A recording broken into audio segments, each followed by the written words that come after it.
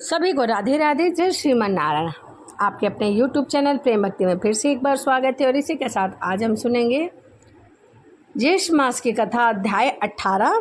तो आइए मन में लक्ष्मी नारायण का ध्यान करते हुए आगे की कथा शुरू करते हैं। निर्जला एकादशी व्रत का महात्म। भीमसेन जी कहने लगे कि हे तात, आपको जो एकादशी व्रत और उसका जो महात्म कहा है, यह मुझको कुछ मूढ़चित्त होने से सत्य प्रतीक नहीं होता है। अतः आप वात्सल्य भाव त्याग कर ठीक ठीक बतलाइए और समझाइए। यदि आप सत्य वचन कहेंगे तो मैं विदुर वचन सदृढ़ के समान नष्ट हो जाऊंगा, नहीं तो आप मधुर वचन बोलिए। हे तात, मंत्री, पुरोहित और वैद्य, इनको सत्य और यथार्थ वचन बोलने चाहिए, अन्यथा केवल मीठे वचन बोलने से उनके धनु, धर्म और शरीर तीनों नष्ट हो जाते हैं। व्यास जी कहने लगे कि हे पवन पुत्र भीमसेन, हमने जो पहले संपेक्ष में तुमको कहा है वह सर्वदा सत्य है, इसको असत्य नहीं मानना। इसमें किंचित भी झूठ नहीं है। मैं इस विषय में तुम्हें एक प्राचीन इतिहास सुनाता हूँ। तुम उस स्कंद जी के वचनों को सुनकर संयंश रहित हो जाओगे और उसे सुनने के बाद तुम्हें पूर्ण विश्वास हो जाएगा कि मैंने बिल्कुल भी असत्य नहीं कहा। पूर्व काल में काला जन पर्वत पर पुलंगित नाम वाला विख्यात समस्त धर्मों का पालन करने वाला और उनका ज्ञाता हुआ करता था। वह बहुत ही पूजा पाठ में विश्वास रखता था। उसने निष्कट राज्य करके वहाँ पर अपनी एक लंका बनाई थी और स्वयं अनेकों रथपति, सेना, एरावत के समान हाथी और उच्च श्रवा के समान घोड़े से परिवारित होकर और सचिवों के अनुमोदित होकर विजय यात्रा के लिए निकला। वह बड़ा ही प्रतापी और तेज राजा था, परंतु 100 योजन के प्रमाण में उनकी सेना पूर्व से बाहर निकली और राजा के साथ चलने वाली जो पैदल सेना थी वह सारी पृथ्वी पर छा रही थी, क्योंकि वह एकत्रित होकर चल रहे थे और बहुत ही सुशोभित हो रहे थे।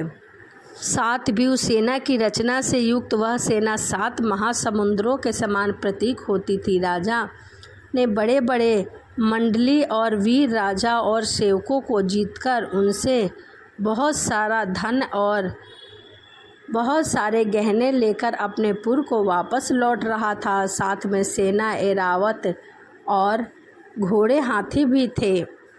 इस तरह पृथ्वी की अनेक चक्रवर्ती राजाओं को जीता। जिस सेनापति को बलवान सुनता वहाँ वेग पूर्वक जाकर उनको जीत लिया करता था। वह बहुत ही ताकतवर था। वह किसी भी सेनापति को नहीं छोड़ता था जो कि बहुत ही ताकतवर उसे सुनने में आता। इस प्रकार घूमते घूमते राजा ने गुप्तगण और कई राजाओं को संदेश दिया। महाराज, जो कि श्रुति, स्मृति और पुराणों का ज्ञाता, वेदता तथा अतिथि का पूजा करने वाला, सत्य प्रतिज्ञा और बड़ा शूरवीर था, आज तक किसी से भी वह नहीं हारा था। वह सभी से जीत कर ही आता था। उनको बिना जीते इस भूमंडल पर अपनी कीर्ति संतुष्टदायक नहीं हो सकती थी। अपने गुप्तचरों से यह समाचार सुनकर राजा पुलिंद ने अपने मंत्रियों और सेना सहित उस प्राचीन पुरी के संपूर्ण नगर को चारों तरफ से घेर लिया और राजा पुलिंद के सैनिक उस नगर के चारों तरफ स्थित हो गए ताकि वह रक्षा कर सके। जैसे वन में बहुत सारे गीदड़े द्वारा एक सी घेर लिए हो, उसी तरह से उन्होंने उस नगर को चारों तरफ से घेर लिया ताकि कोई अंदर बाहर आ और जा न सके। हे तपोधन, उस समय उस नगर में बड़ा कोलाहल मच गया। वहाँ के लोग राजा से और मंत्रियों से जाकर कहा, हे राजन, उस दिन ज्येष्ठ मास के शुक्ल पक्ष की एकादशी तिथि थी। वहाँ के सभी मंत्री और राजागण पूजा पाठ में लगे थे। उस नगर में सभी लोग स्नान आदि करके भगवान विष्णु की पूजा में सम्मिलित हो गए और पूजा में लीन होने के कारण आपस में बातचीत भी नहीं करते थे, क्योंकि वह जागरण कर रहे थे और भगवान के नामों का स्मरण कर रहे थे। ऐसे समय में राजा पुलंगिन ने सैनिकों को गांव में घुसकर लूट मचाई। इसी बीच में किसी ग्रामवासी ने राजा पुलंगिन को नमस्कार कर हाथ जोड़कर शांति के साथ यह वचन कहा कि हे राजा, आप कृपा करके कोलाहल ना मचाएं। आज बड़े पुण्य देने वाली एकादशी का व्रत है और हमारे राजा समस्त नागरिकों के साथ पूजा में स्थित है और जागरण कर रहे हैं। इसीलिए आज नागरिक लोग तथा राजा लोग यहाँ भाषण, हिंसा, मिथ्या वचन तथा और किसी भी कार्य को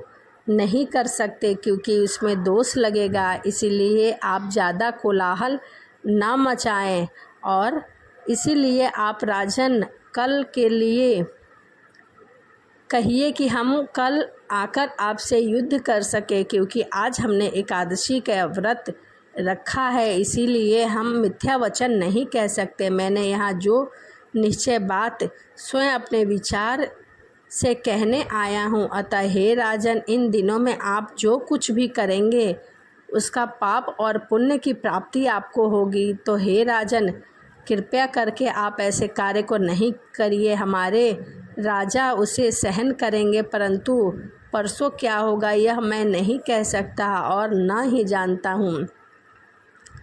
इसीलिए हे राजन, कृपया करके आप ऐसा मत करिए।